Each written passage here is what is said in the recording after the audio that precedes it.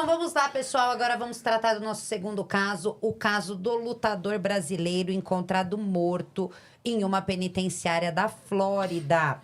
O ex-lutador de UFC, Godofredo Castro de Oliveira, conhecido como Pepe Castro, foi encontrado morto dentro de uma prisão na Flórida, meses após ser preso por agredir a esposa. Em 30 de junho de 2025, a polícia de Deerfield Beach. É Deerfield Beach? Como que fala esse nome, Léo? É assim? Eu acho que é isso aí, Deerfield. Na Flórida, prendeu o ex-lutador brasileiro de 38 anos, acusado de agredir brutalmente sua esposa, Samara Mello.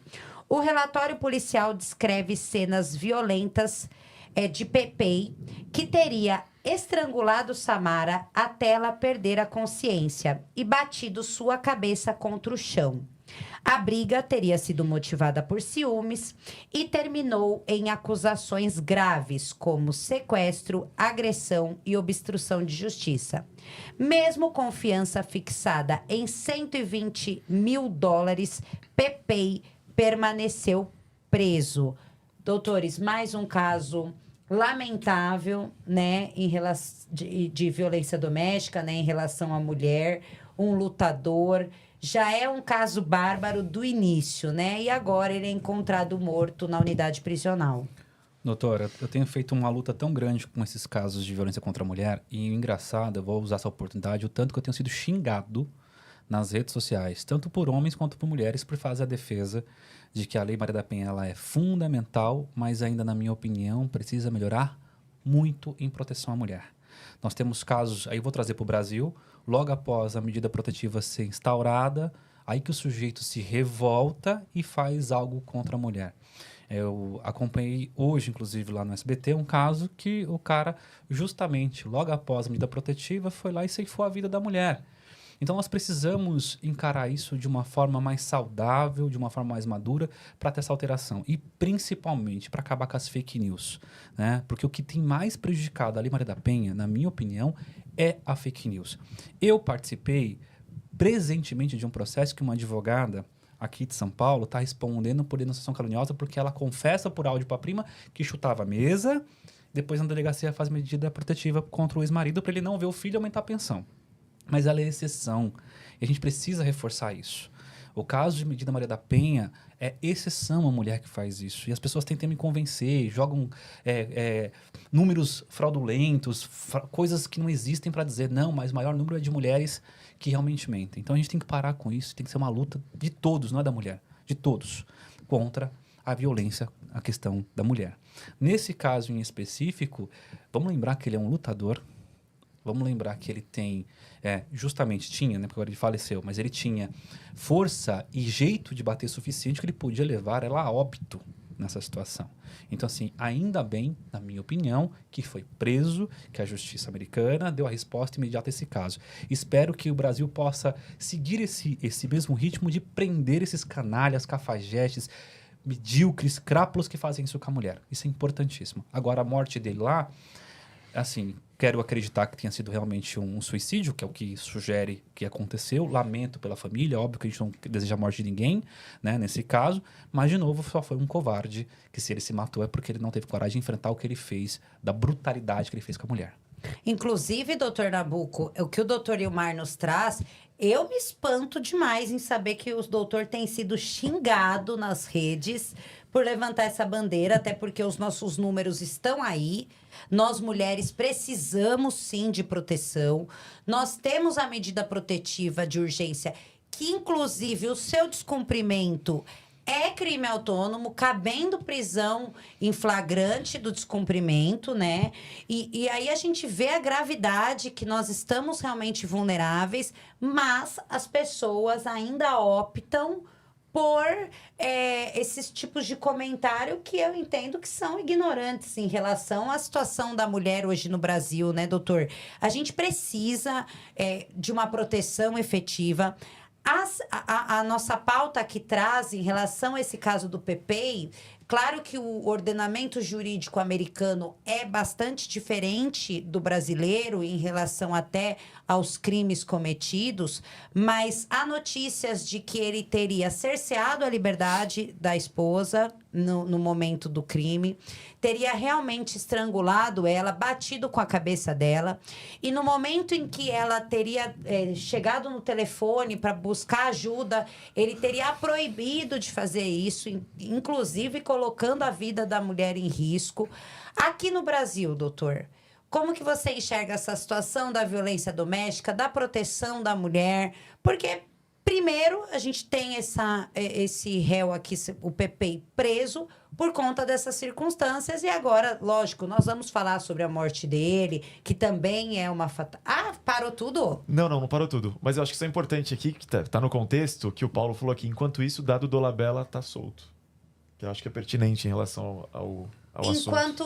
Então, na verdade, o que a gente tem, né? A gente tem essa discussão também, que eu vou passar essa bola. Hoje o programa está polêmico. Vocês estão espetando e nós estamos acompanhando e eu estou aqui alfinetando os meus comentaristas. É isso aí. Doutores, qual é a diferença, então, vamos dizer, de um agressor de mulheres quando ele é um artista, um ator, e quando ele é um mero mortal, vamos dizer assim? Existe diferença? Não existe diferença? Não deveria existir? O que o doutor pensa sobre uma maior condenação em casos desse sentido? E tá cheio de provas também, né? Tem com muitas provas do caso do Dado, né? E que o Léo traz é uma questão. Uma questão que eu acho relevante posicionar aqui da necessidade da ação penal ser pública, incondicionada, inclusive. Então, da desnecessidade, da vontade da vítima em fazer BO, em querer a punição do réu. Doutor Nabuco, eu queria que você explicasse, principalmente para as mulheres, lógico para os homens, porque os homens também precisam ter esse tipo de conhecimento, e tem que ser educativo para os homens também para entender, mas para as mulheres entenderem o que é uma ação pública, uma ação penal pública incondicionada, e como que isso acontece em casos de violência doméstica. Sim, tecnicamente é o seguinte, nós temos uma divisão da ação penal. Primeiro, a primeira divisão é ação penal privada e ação penal pública.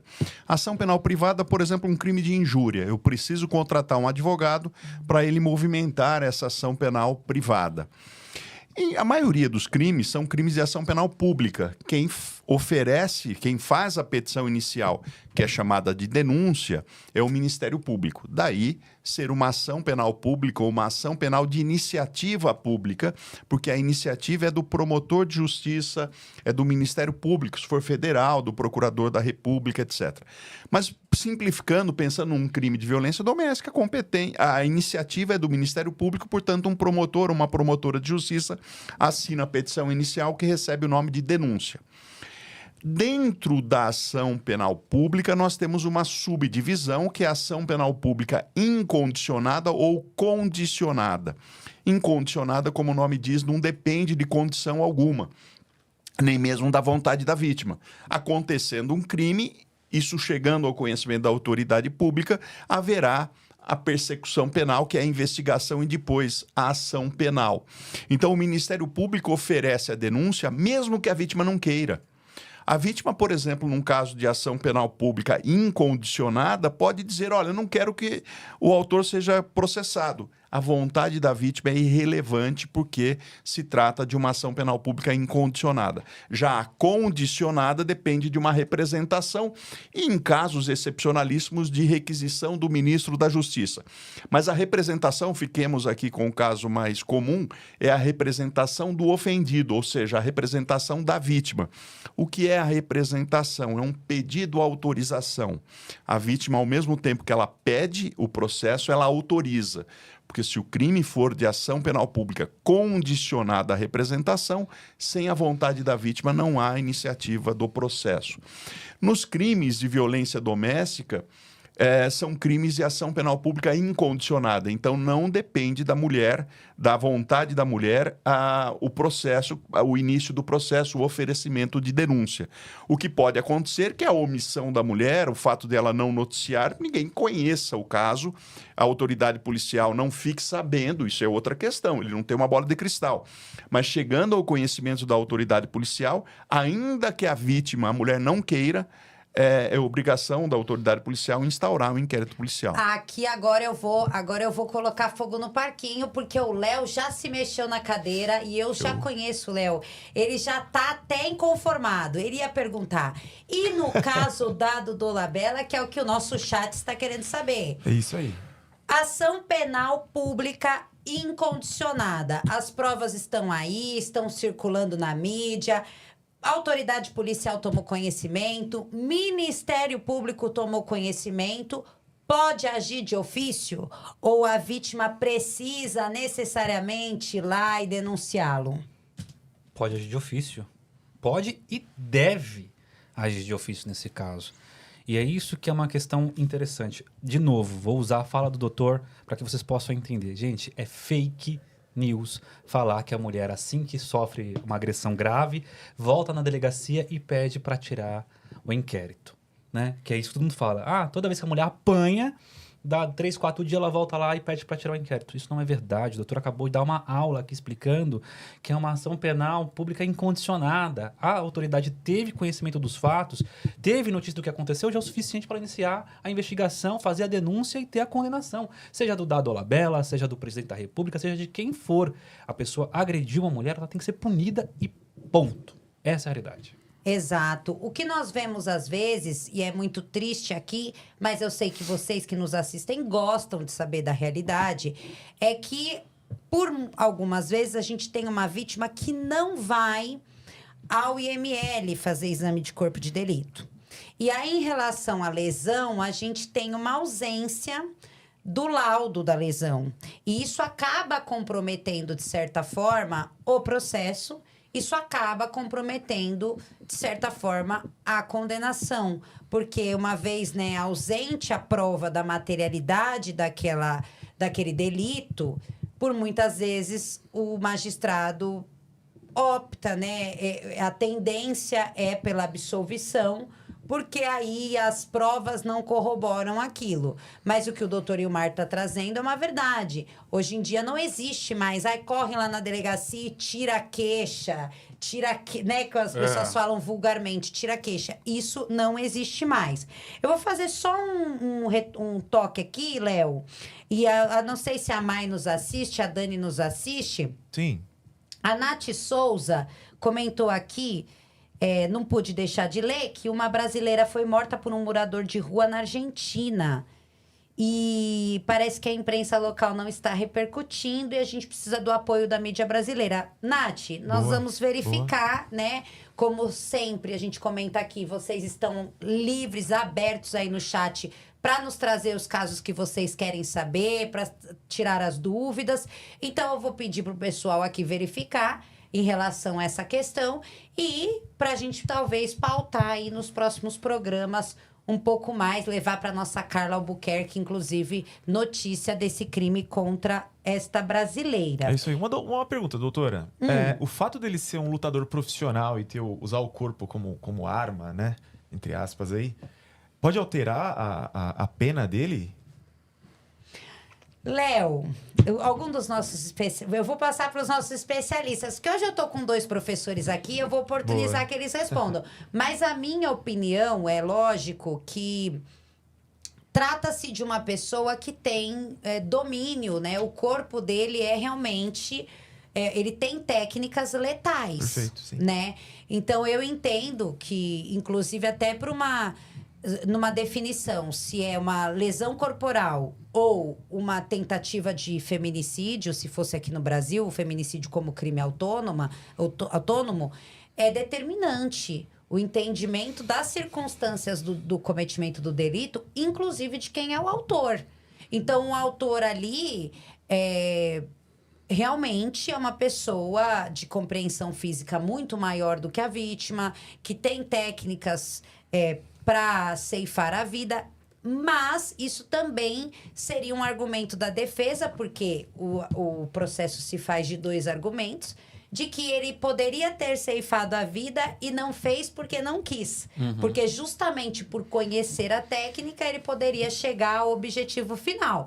Então, veja bem como o processo... Tem os dois lados aí. E a minha cabeça também sempre pensa assim, porque a gente, se está atuando pela defesa, temos Perfeito. que pensar o que a acusação vai trazer. E se estamos atuando pela acusação, temos que pensar no argumento que a defesa vai trazer. É assim que se joga o jogo, não é mesmo, doutores? Com certeza. E eu corroboro com você nesse sentido, doutora. Acredito que pelo fato dele ser um lutador, ele saber técnicas de luta que podem ceifar uma vida, o mecanismo pelo qual ele se utilizou, que foi o próprio corpo, sim, é meio suficiente para chegar a ceifar a vida dela. Então, a questão da tentativa do feminicídio. Aí. E por mais que ele venha alegar, né? E vou fazer de novo o papel da acusação aqui. Por mais que ele venha alegar eventualmente, dizendo que não, mas eu poderia ter feito outra coisa, assume o risco, né? Porque a força que ele tem, a questão da técnica que ele tem, poderia, de fato, causar o dano grave, a lesão, levar à morte. Então, nesse caso, ele fato de ser lutador, sim, tem em consideração. Bom, mas estamos aqui para falar sobre a morte... Para tudo, superchat. Superchat. A Isabela mandou aqui o superchat dela. Ela falou, oi, doutora, não sei se já falaram do perfil do Alelo dela. Aqui, eu acho que tá tudo de uma vez aqui, tá difícil de ler. Eu não sei se já falaram do perfil do Alelo dela, deu match com o banco de dados em um ato contra a vida de 2019, laudo de 2025, laudo... Aí tem uns números aqui, 6230, 2020... Mas ela tá falando sobre caso Vitória? Acredito que sim. Essa questão do caso Vitória, nós, salvo engano, a perita Alessandra trouxe uma relação... falou sobre essa questão do banco de dados, né? Que teria sido compatível a questão dos alelos, né? É uma questão pericial muito técnica, que nós já tivemos peritos aqui tratando sobre isso. O que eu vou propor? A gente vai printar esse superchat, a gente vai guardar esse superchat, mas eu precisaria de um perito, realmente, para explicar essa relação desse material sanguíneo que foi encontrado e é compatível. Parece que é um boletim de ocorrência também que foi lavrado há um tempo atrás. É algo bastante confuso. Para mim, pelo menos, que eu não atuo no processo da Vitória em específico, né? A gente tem conhecimento do processo, porque a gente vem estudando o processo exaustivamente. Mas em relação à questão da perícia técnica, vira e mexe... Praticamente toda semana a gente tem um perito aqui no programa. E aí eu acho que a gente pode definir isso com um perito. Léo, manda aí pra Mai e pra Dani, quando que a perita Alessandra vai vir aqui pra gente poder responder essa pergunta da nossa espectadora. Beleza, lembrando que falta 12 likes para 150. Então vamos bater essa meta, gente. 12 é pouco, não é? Com certeza. Então acho que 12 dá pra bater, né, doutor? Sem dúvida. Bom, vamos continuar no caso do Pepe, porque a gente veio aqui para falar sobre ele ter sido encontrado morto dentro de uma penitenciária. No dia 9 de novembro de 2025, Pepe foi encontrado inconsciente em sua cela no presídio na Flórida, durante uma checagem de rotina. Socorrido e levado ao hospital, foi declarado morto pouco depois. Segundo fontes policiais, havia um lençol em volta do pescoço do lutador. Até o momento, as autoridades tratam o caso como morte sob custódia, sem indício de participação de terceiros. A família foi notificada e o advogado da vítima pediu respeito ao luto, destacando que a morte de alguém sob custódia exige respostas sérias e transparentes. Doutor Nabuco, uma morte dentro de um estabelecimento prisional exige uma investigação, correto? Sem dúvida. O Estado está custodiando a vida daquela pessoa, ele está sob cuidado do Estado e o Estado tem responsabilidade nisso. Então, desculpe, se houve um suicídio ou homicídio, o Estado tem responsabilidade. É claro que o suicídio é mais difícil evitar sendo uma cela individual, porque ele vai ter uma roupa, ele vai ter de alguma forma algum jeito de conseguir atentar contra a própria vida. Mas é sempre algo muito lamentável, né? Eu acho que toda a vida humana importa e se ele chegou a isso ou por homicídio ou por suicídio é algo que a gente deve lamentar.